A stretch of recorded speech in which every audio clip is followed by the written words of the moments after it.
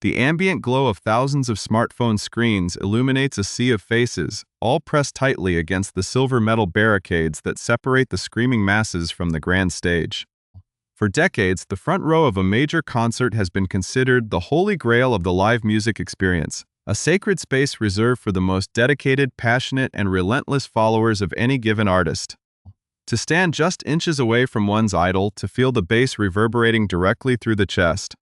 and to potentially catch a fleeting moment of direct eye contact or a tossed guitar pick is a dream that millions of music lovers chase around the globe.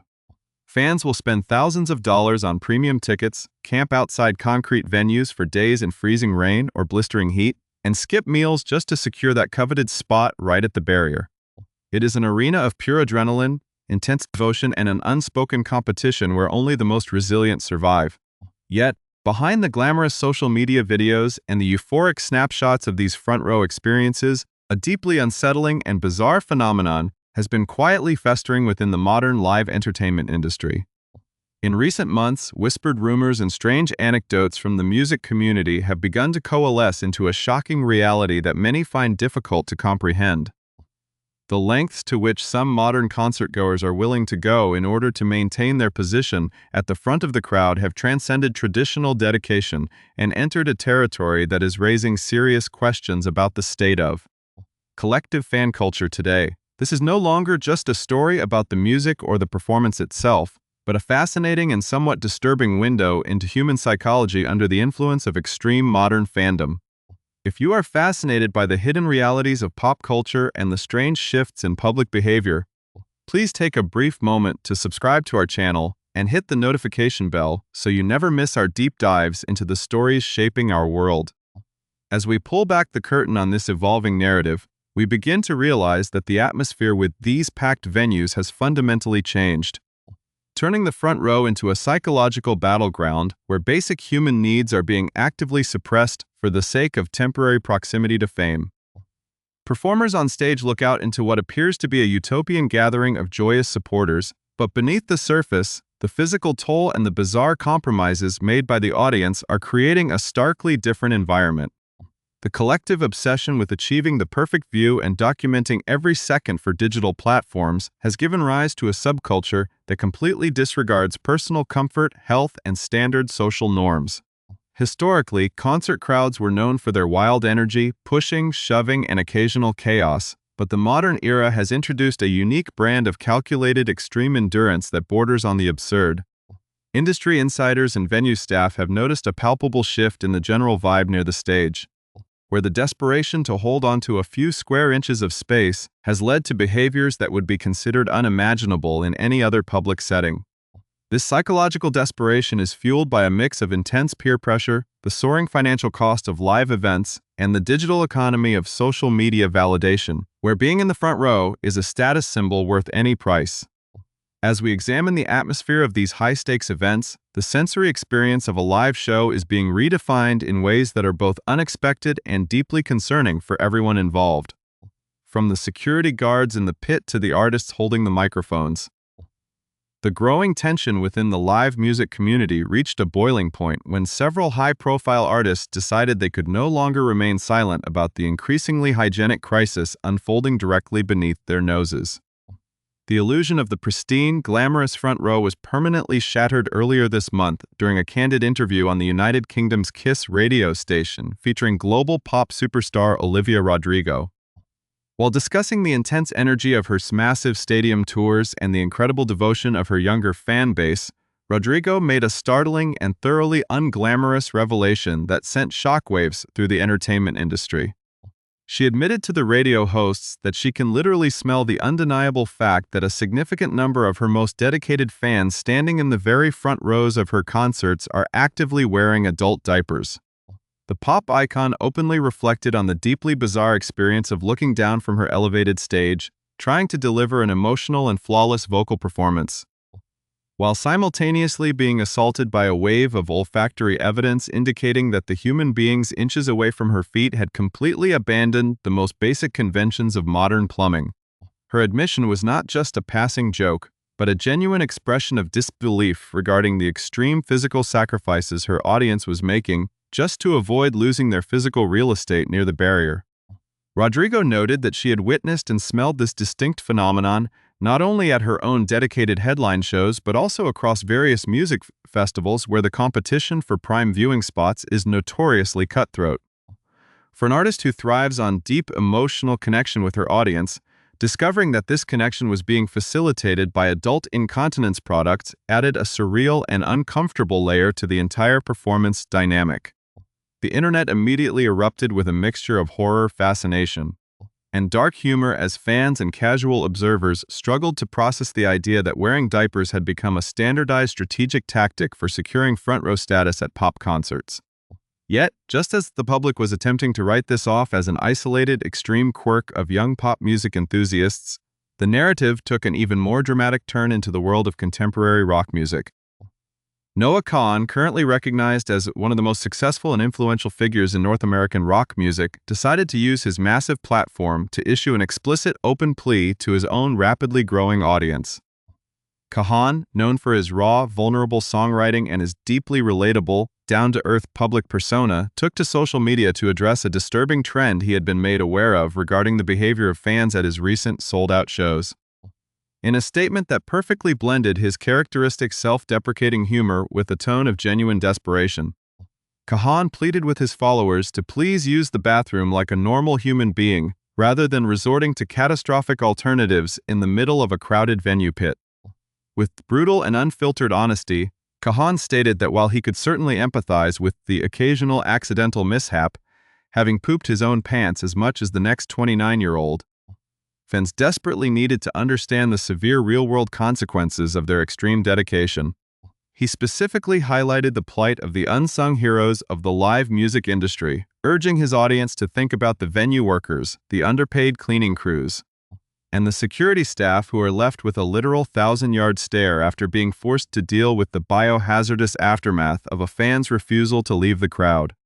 This public intervention from a major rock artist elevated the conversation from a bizarre online joke to a serious critique of modern concert culture, exposing a profound disconnect between the fans' obsessive desires and the basic human dignity of the people working behind the scenes.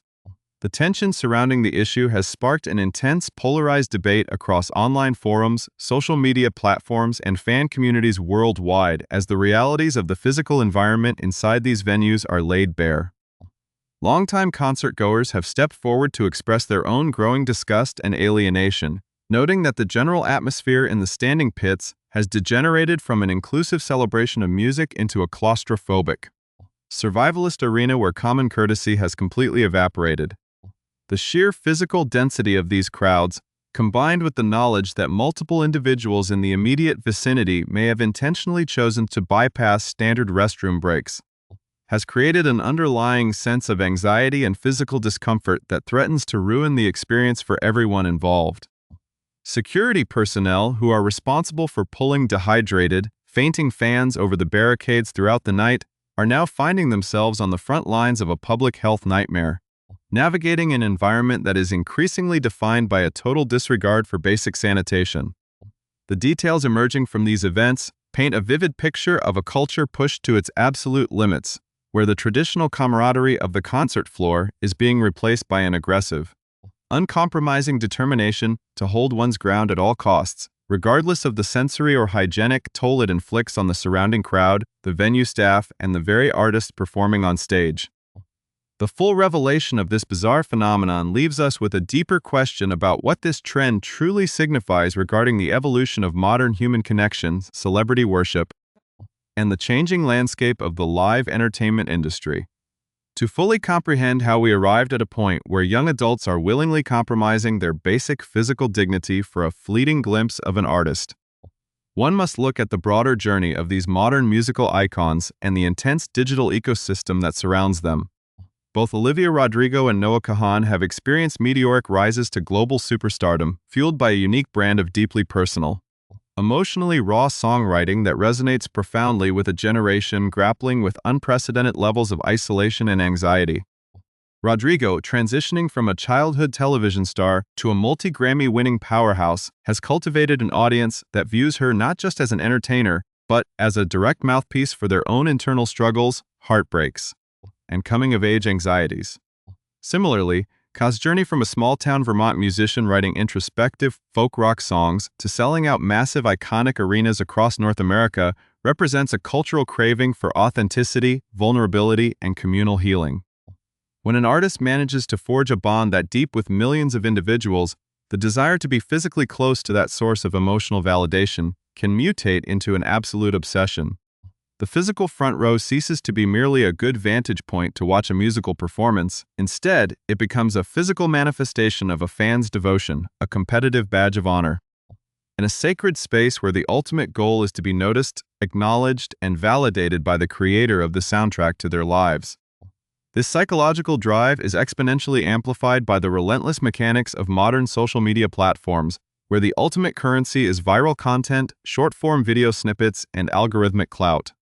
In the current digital landscape, standing in the general admission crowd is no longer sufficient for the most hardcore enthusiasts. One must capture the perfect, unobstructed, high-definition video of the artist looking directly into the camera lens. A piece of digital real estate that can garner millions of views, likes, and followers overnight. The intense pressure to secure this content, combined with the exorbitant financial investment required to purchase premium general admission tickets in an era of hyper-inflated ticket pricing, creates a high-stakes environment where fans feel they must maximize their return on investment at any human cost. If a person has saved money for months, traveled across state lines, and spent hundreds or thousands of dollars on a single ticket, the idea of losing their hard-earned spot at the very front of the barricade simply to take a 10-minute restroom break becomes an unacceptable failure in their calculated strategy.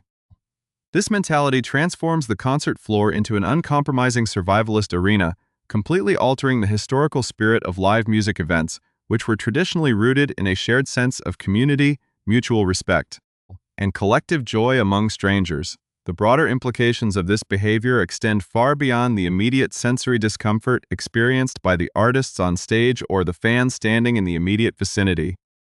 The real-world consequence falls squarely on the shoulders of the auxiliary labor force that keeps the live entertainment industry functioning on a nightly basis, specifically the local venue workers, security guards, and maintenance crews. These individuals, who are often working long hours for modest wages, are being forced to navigate a rapidly deteriorating public health environment, dealing with the hazardous and unsanitary aftermath of a crowd that has collectively decided to abandon standard societal norms of hygiene. Security guards positioned in the narrow corridor between the stage and the front row barricade are already tasked with the intense responsibility of monitoring crowd surges, catching dehydrated fans who faint from exhaustion, and ensuring the physical safety of the performers.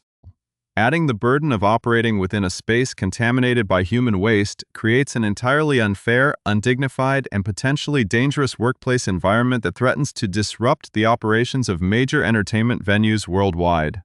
Furthermore, this trend highlights an ironic disconnect within modern fandom itself, where the desperate desire to show ultimate love and support for an idol manifests in a behavior that actively degrades the artist's performance space and forces them to publicly beg their audience for basic human decency. As the live music industry continues to grapple with these unprecedented behavioral shifts, industry analysts and event coordinators are beginning to contemplate structural changes to prevent the front row from becoming entirely unlivable. Some venues have discussed implementing stricter crowd management protocols, establishing mandatory wristband systems that allow fans to temporarily leave the pit for essential needs without forfeiting their physical position, or increasing the presence of medical and hygiene staff within the high-density zones. Ultimately, the strange crisis of the modern concert pit serves as a fascinating cautionary case study of human behavior in the age of hyperconnectivity and intense celebrity obsession. It reminds us that while the power of live music to unite people and evoke deep emotional responses remains one of the most beautiful aspects of human culture, there is a delicate, vital line between passionate dedication and the total erosion of personal dignity and social responsibility.